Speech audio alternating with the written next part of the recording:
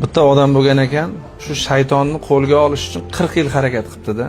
40 yil harakat qilib, shu kunlardan bir kun shartta butilkani olibdi-da, ichini ochib, o'sha shaytonni qo'lga olibdi. Qopqog'ini bekitibdi.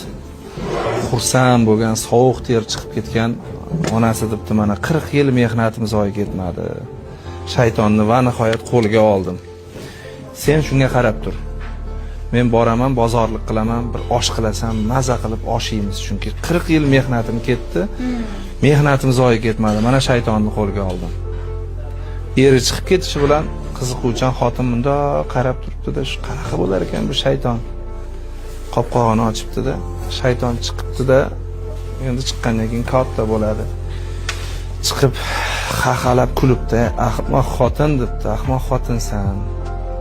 Ering 40 yil harakat qiluvdi. Sen 40 soniyalik qiziqishing tufayli meni shu shishadan chiqarib yubording.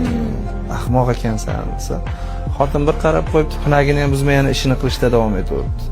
Keyin jahli chiqdi shaytonni, debdi xotin. "Sen afsuslanmayapsanmi? Eringni 40 yillik mehnati ketdi" desam, "Bundoq qarab. Sen uyalmaysanmi?" debdi. "Nimadan uyalishim kerak edi?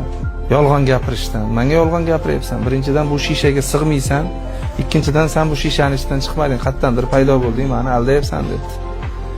Keyin shaytonni jahli chiqibdi, "Menga ishonmayapsanmi?" debdi.